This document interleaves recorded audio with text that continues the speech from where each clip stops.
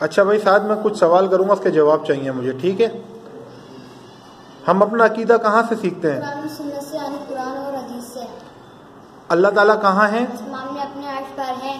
قرآن میں کہاں لکھا ہے اللہ تعالیٰ عرش پر ہے؟ رحمان العرش استویٰ، جو رحمان عرش پر قائم ہے، سورۃ نمبر 20 آیت نمبر 5۔ استوا کا کیا مطلب ہے؟ وہ بہت بلند و بالا، یعنی وہ بہت بلندیوں پر ہے۔ اللہ نے جن و انس کو کیوں پیدا کیا؟ اپنی عبادت کے لیے۔ اس کی کیا دلیل ہے کہ اللہ نے جن و انس کو اپنی عبادت کے لیے پیدا کیا؟ سورۃ الذاریات آیت نمبر 56۔ اللہ نے جن و انسان کو محض اس لیے پیدا کیا وہ صرف میری ہی عبادت کریں۔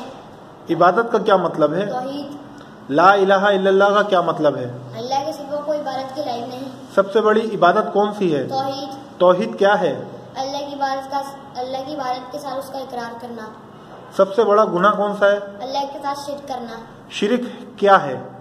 اللہ کی عبادت کے ساتھ کسی اور کی عبادت کرنا۔ توحید کی کتنی قسمیں ہیں؟ توحید کی 3 قسمیں ہیں۔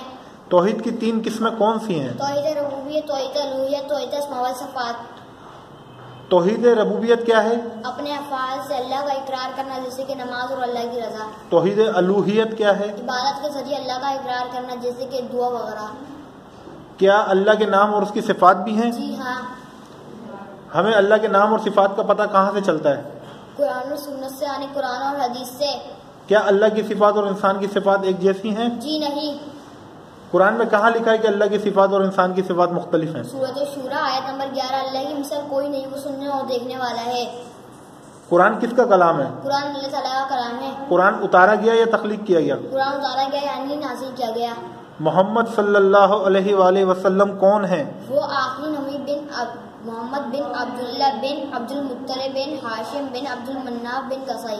شاباش، ویری گڈ ویری گڈ۔